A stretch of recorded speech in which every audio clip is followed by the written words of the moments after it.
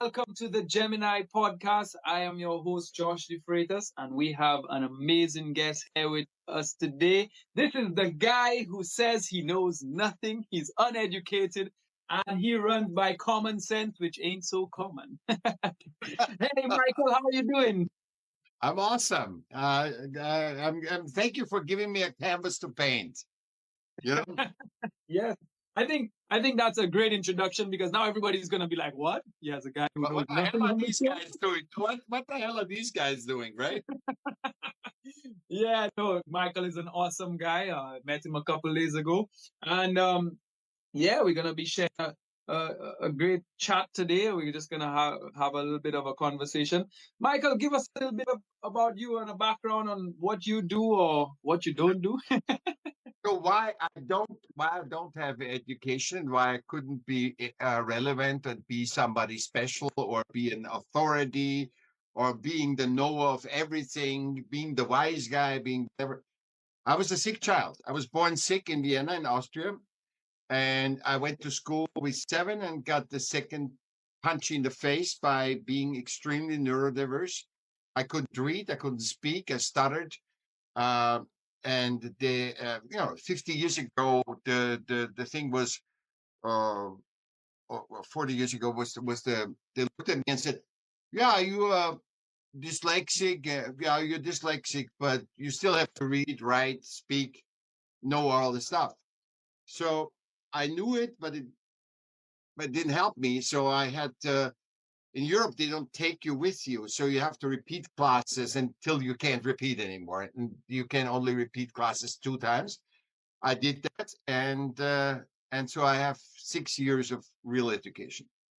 Wow. 6 So, Michael, so what did you do after that? What was the next step? Were you kicked out of lost in school? space, lost in space. Yeah. I was lucky because I was artistic. I was an artist since I was 5.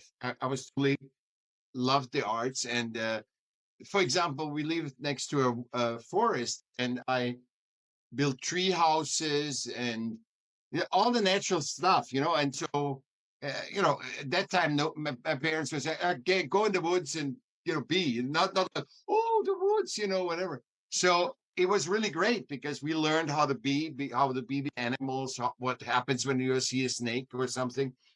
And we learned that. And so when I didn't fit in school, I wanted, obviously. And the moment, you know, uh, uh, I met the others, I wanted to be with the others, and I couldn't because the school didn't allow it. I had to study a lot and still didn't finish. So I was a total failure, according to the system. And so, because what happened was, I learned my savior was literally art, which is a lot of us. We hear a song, we want to kill ourselves, then we hear a song, and you hear a poem or you see any star or something, and then you build up and see a movie, for example, and Yeah. you're good because you feel like, oh, I'm not the only one. There's other people that suffer too. And so fell in love with music and then started being a DJ. I first made mixtapes, sold them out of my trunk, then become DJ, then produced fashion shows, then was in the first media, digital media, so videotapes. Videotapes were something. Everything was on film before, so now Yeah. I experienced the videotapes. And when I was 30, at 30, really pretty much exactly, I had to get a new job. And I looked at my all my resumes and said, wow. And something hit me over the head and said, you are an artist. And I wasn't famous. I was a DJ and also I made money, but I wasn't a famous DJ. I wasn't a famous painter. I wasn't a famous creator at all. But I think at 30, I thought, everything doesn't matter what everybody says. I'm an artist because I couldn't be an accountant, a doctor, a lawyer. So I am an artist because I see it here in my 30 years of always being in the creative realm. And by making that choice, I think something magical happened because all of a sudden everything worked as the thing because I made that decision. Before you say art is a hobby, whatever. But I made the decision, and that decision helped me. Where literally stuff fell into place where I didn't know what to do. I created what I created. I told people what I told, but I didn't know what to do. And so when I was selling documentaries, somebody tapped me on the shoulder and said, "Hi, I'm the producer, the line producer of Robert Evans. When you're next time in LA, first of all, I didn't know why I was. First of all, I was in Cannes selling documentaries for a company, and then and somebody says tap me on the shoulder, and I didn't know who Robert Evans was. I mean, I knew Godfather, I knew the movies, but I didn't know that Robert Evans was the producer of it. Also, I didn't know that Robert Evans was 13 years or 14 years the longest president of Paramount. So I didn't know that. And he said, so I came and then asked my friends, always the Americans at the show, and they said, well, it can't be. That can't be Robert Evans, blah, blah, blah. And they said, yeah, he's Paramount. And so they said, oh, somebody's playing a trick on me. And so when I came 2 months later back to Los Angeles and then said, and I looked through my cards. I didn't even hope that this is going to be something. I was just perhaps something. And somebody, that's the trick. And for whatever reason, I called that person and they picked up and said, Robert Evans residence. And said, I'm Magrutsche. Can that be that you sent your producer and oh, Mr. Magrutsche, and I got into. I've no wondered what to do. Didn't I didn't know who he was, and then I had a dinner with him, and literally he says, "I want to produce something with you." And then we co-produced something together, and he said, I don't want you to drive because I lived an hour south. He says, I don't want you to drive, move into my son's room. His son grew up and so I had my own little place in his place. That is crazy. You know, you speak of art, and that's a really great little thing to touch on. Everybody has some type of art. Life is art. Yeah, life Everything is is art. 100%. 100. It's a dance with life, and what the dance is art. Yeah, And everybody has something, some form of art waiting to just explode and yeah, open up. yeah, Every single person. And yeah. I think this is a great way to run this show. How so in that process? So like, give us a little bit more of what went down after that. Like, So so so so I produced something with him, and then the KTLA that station changed the managers and didn't want to buy it, and so Evans, he liked me so much. I mean, this is also he paid me back the money that I brought an investor in, and he paid me back the money, which I've wow, never in the film industry. I've never heard that. But we were wow, really good friends. We were really, really good friends. So, and then I went, did a documentary. We did a company for documentaries. And then after that, I became arts commissioner of Newport Beach. I was selected. Another thing, yeah, I just was very involved in the sculpture garden, and I wanted to change the sculptures. I don't want them to buy sculptures and then say, okay, those are the sculptures. So and I said no, because once I visited, I never have to visit again because I did it already. So I forced them to really, and that was at every meeting before, and the people liked my thinking, and somebody says, why don't you run for arts commissioner? And I ran for arts commissioner, but I wasn't voted in. I didn't win the first vote. So 2 years later, I kept my vote in because they just, do you want to be? I said, yeah, I don't care. And 6 of 7 council members voted for me. I had no idea. That's why I always want to teach people. I just tell people, You don't know when the time is right and whatever is right. Because I wanted to be supposed to be like 2 years before. I didn't get it. And you just let it go. You just let it go. And it just happened. And and there's no story for success. You know, people think there's a formula. If there was a formula, we all would be successful. Yeah. And Yeah. I mean, today, I mean, Josh, can you imagine today 97% of businesses fail after the third year because of cash problem?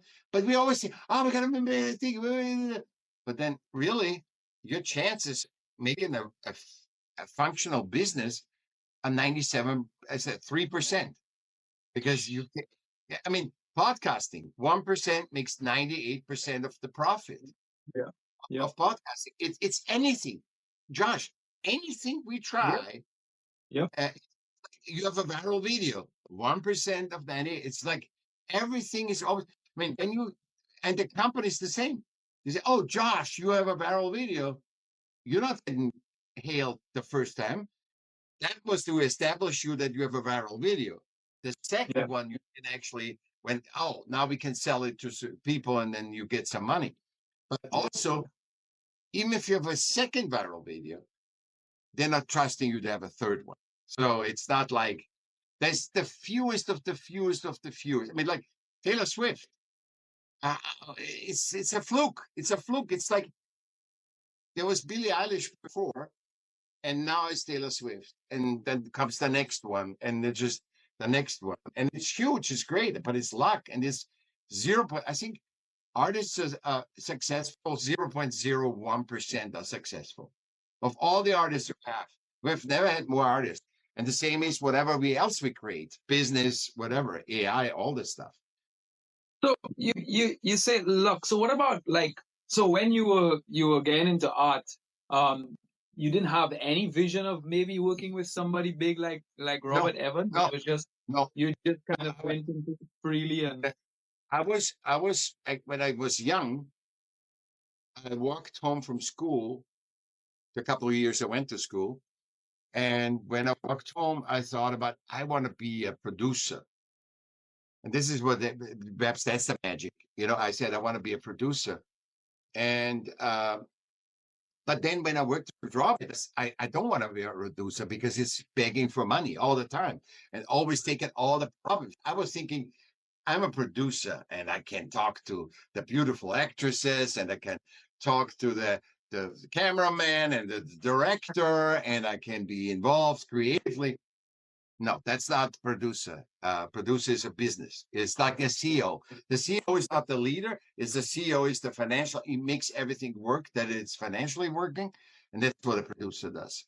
Especially today, it's not like the old days.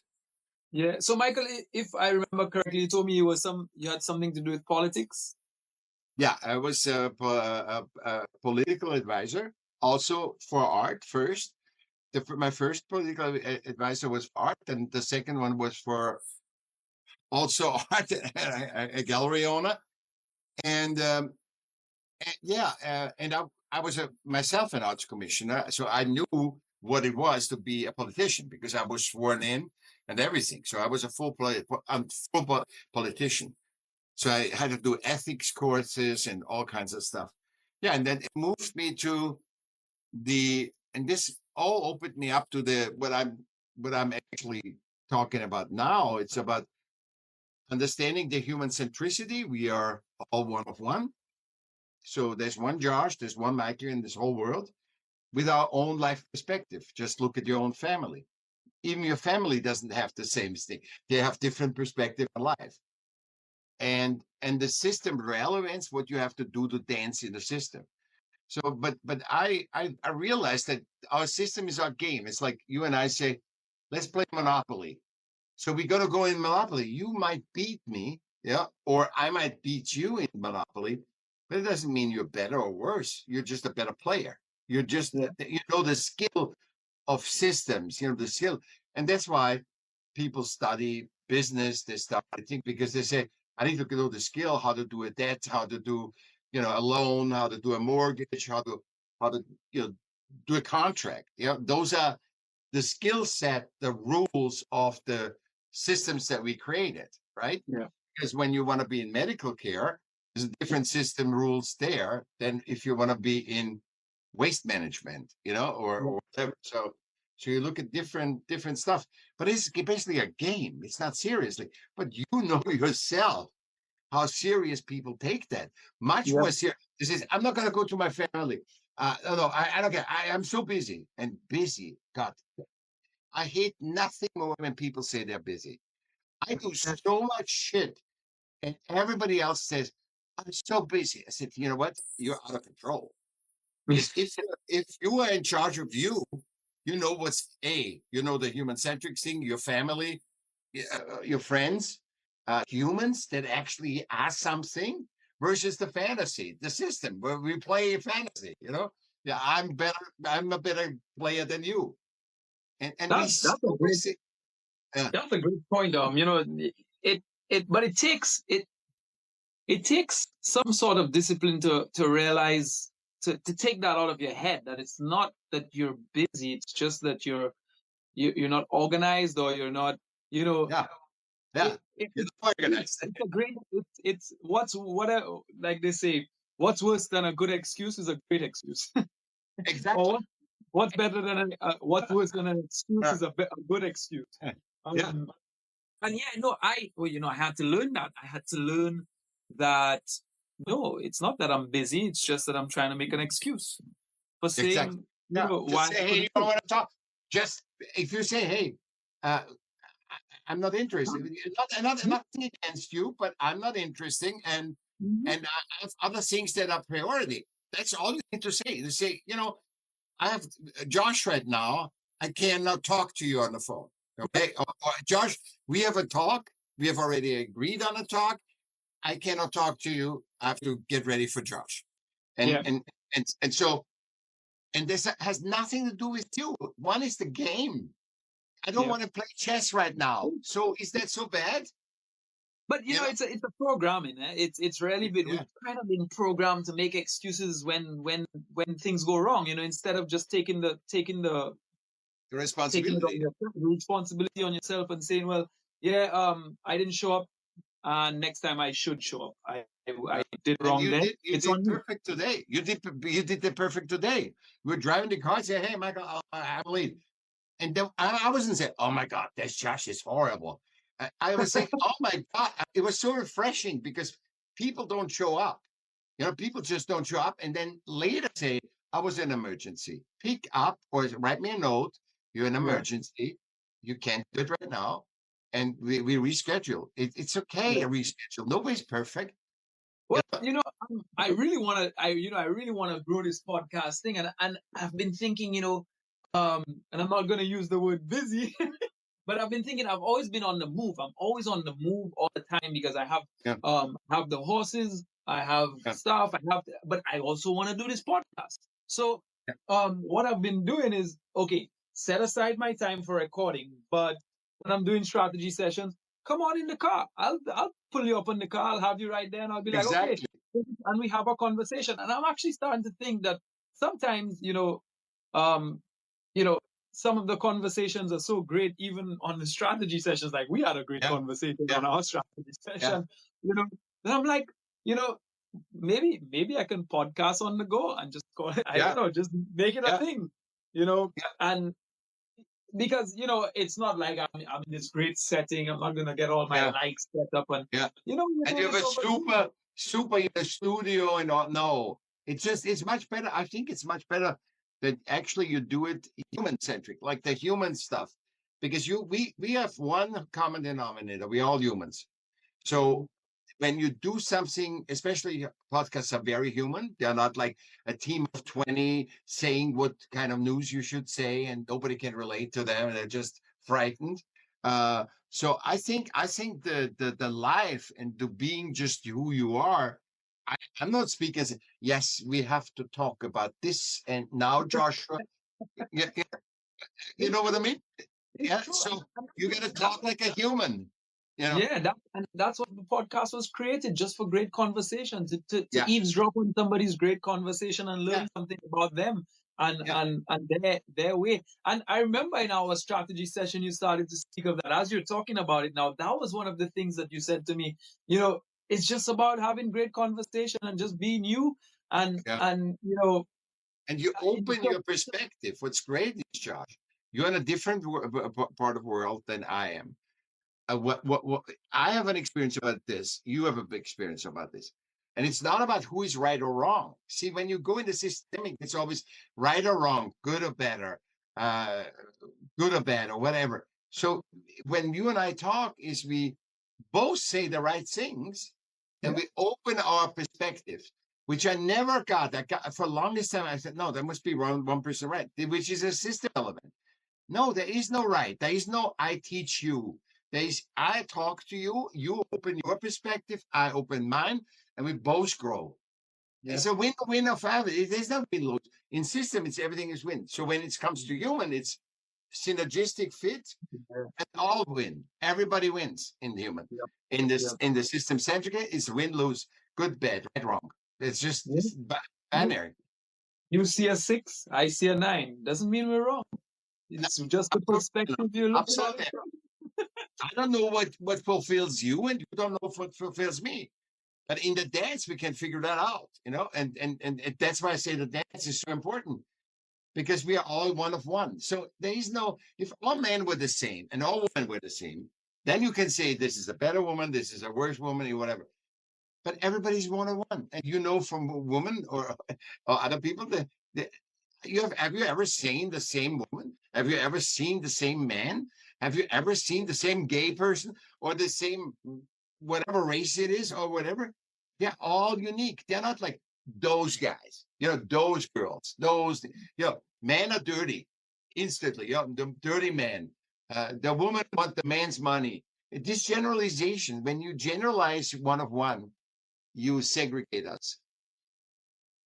And There's also, I think also one of the things is that a lot of people don't understand the power in just being them. So what happens is they try to be everybody else and they want to try yes, and be like that guy or like this yeah, girl or yeah, and then they're not unique and then they become a copy, you yeah. know?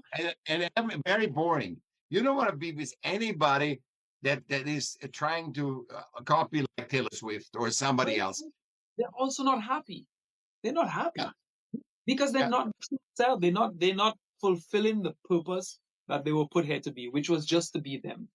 yeah. Be them and be their one-on-one, and through their one-on-oneness, you find you like horses. You find you like a podcast. You find you like whatever.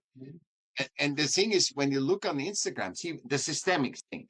So you look on social media, there's only two classes. The one that are the stars, that live from the people, because the real rich people are not in money on social media. The real rich people, they actually Yeah. sue you if you use them. And the people that want to be. So you walk today in America, you walk by a fancy hotel, you make a selfie. You don't make a selfie in your underwear or whatever. You just make a thing from your. You pretend to be Elon Musk. You pretend to be Jeff Bezos. You pretend to be. You finally have a suit on one time because you need to go to a function. You're making all those photos at the function with a glass of champagne. Everybody looks the same. It's so boring. It's I so cannot tell true. you. Wow, that's so true. Because I've had many people come up to me and say, just not only come up to me, but say to me even on these kind of things, Josh, I look at your pictures and you live such an amazing life. And there's so many times I'm not pulling out my camera to show what I'm doing, but when I think of it, I am always in an amazing place. I always tell my buddies that we live a billionaire lifestyle with a very simple resources. Yeah, All you the billionaires don't want to need be here yeah, in this Caribbean island, eating a yeah, mango under a coconut tree or under a mango tree in a hammock on the beach, riding horses. yeah. Wow. So and actually I had a buddy, he's a young guy, he's actually quite a bit younger than me, come up to me and say, hey Josh, I love the posts you do, but what I find you're trying to be like everybody else. Say these Do these videos on the beach when you're with your horses and when you're riding, sit on the back of the horse and do a video. Be you. he said, I think you can blow up like that. And I was just like, I never thought of it like I do think of it, but then I'm like, Be but like you, I be said, you, be yeah, you. like I said, maybe I'll do podcasts with my phone in the car, or maybe while I'm walking one of the horses, or Yeah, at the stables, and just have a conversation. There's talking points everywhere. yeah. Um, yeah, that's really cool. So Michael, how Michael has done. I don't know if you guys know, but he's done a couple hundred podcasts. Am I correct? 380 Wow. in Today, 2.5 years. 81, No, 79. no, no, in 70, 80, 380. And it's just podcast. It's like not it's just a podcast or speaking on radio, television, and stuff. So the last 2.5 years, everybody wants to talk to me because I have I don't know anything. I'm just me. See, I don't know. So they want to talk to me because my observation as a human is so strong. It's like it's not like, oh, I'm an expert in medical care and whatever. No, I'm not an expert in medical care. I'm just looking at medicine in a different way. I look at in accounting a different way. I look at leadership in a different way. I look at everything. I have like 60 topics that I can talk about that I look in a different that I've thought about it, and there's things that I like and there's things I don't like. Me, I don't say you need to like him or don't like him. And I always say, I don't know anything. Don't take what I say as an advice or anything. Just enjoy the opinions that you and I have. And Yeah, that's beautiful. yeah, That's beautiful. Michael, so where can people access all these podcasts? Do you have a LinkedIn page, or do I you have Facebook? michaelm.com. Michaelm.com. Michael is two L's. Michaelm.com. And then you see my music, my all my interviews, my writings. I did a lot of writings, uh, um, paintings. You can just explore there. You can contact me there. My books, you access and everything. You can, and a lot of free stuff. Like my podcast is free, and it's literally about the first superpower that we have, creation, and it's 30 seconds long. My podcast is 30 seconds. It's a quote from mine, not from some star or not from some philosopher. It's my quote about the creation of art, not about the product, the creation of art, because that's our superpower. And a question for you. And everybody can listen to it because it's not just for artists, it's for, like we said before, we established that the creation, we are all artists.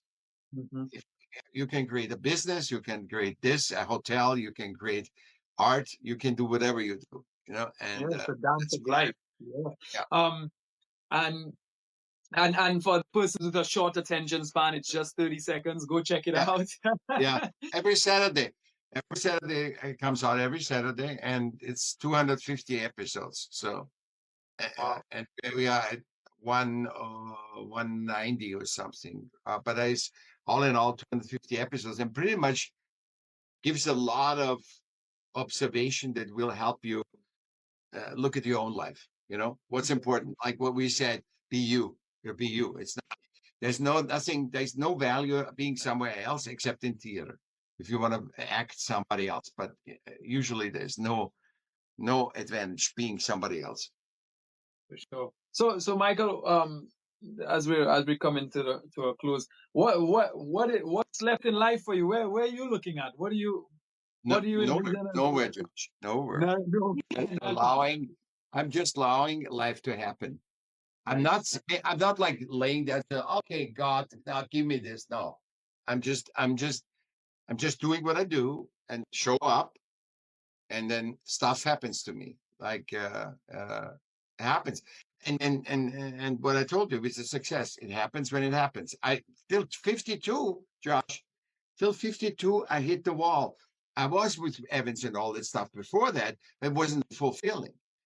Talking to you right now is more fulfilling than whatever I did ever, because it's now. It's right now. So Yeah. I don't need to know stars. I don't want to be a star. I don't need to know a star, because those people are disconnected. Mhm. That's the big lie. We want to be all stars. And then when you are in the ivory tower, you're surrounded by five people, and you have to trust these five people because you are disconnected from what's going on when you drive a bus, when you go with the horses in the stable. You disconnect. You have a guy that goes to the stable and you just go on the horse and ride it, but you're not with the horse. You're not dancing with the horse. You're not dancing with the stable. You're not looking for hay. You're not cleaning out the stable. That's what makes you the physicalness. Makes you human. That's such a power. And people think, oh, if I'm system relevant, then I'm no, no, no. If you're fully leaning in your humanness, then it's powerful. That's the most power that you can experience is when you're happy with your body, no matter, it doesn't matter how it looks, how bad it is, or whatever.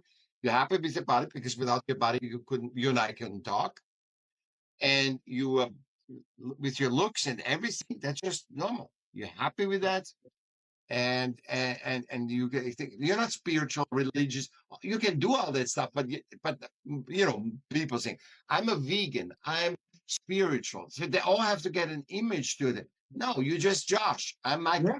That's it. Stay grounded, Yeah, relevant. Be right now. here. Be here. Yeah, in and out. Exactly. Wow. Michael, this was amazing. I really Anytime. enjoyed talking with you. Maybe we can do it again. This Yeah, was anytime. fantastic. Anytime, Josh. Anytime. Thank you so much for showing up and being a part of this show. And I hope you enjoyed it as much as I did. This was I really loved fun. I loved it. And if people have questions, they should ask you. Because you're a human-centric guy. So if anybody has questions, ask him. We can do another show if people have a lot of questions. For sure, for So sure.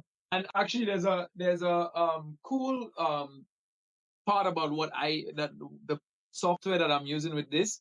I don't know what you think of AI, but anyway, AI is taking this whole session, and there's actually a place you can go on the website, the Gemini website, and you can ask the AI a question, and it will pull information from this show and answer the question according to what we I said want in to the show. check that out. I want to check that Pretty out. cool. It's pretty cool. So you guys can all do that as well. The viewers, ask Michael a question through AI. Ask me a question through AI. It will obviously be related to this show because all it knows is what we Yeah. spoke about today. But it's pretty cool. So if you had a question relating to the show, maybe you can pull something from an earlier part or a later part of the show and answer that question. So it was a pleasure, guys, and we'll see you guys next time. And thank you very much, Michael. Thank you. Take care. Bye bye. Bye.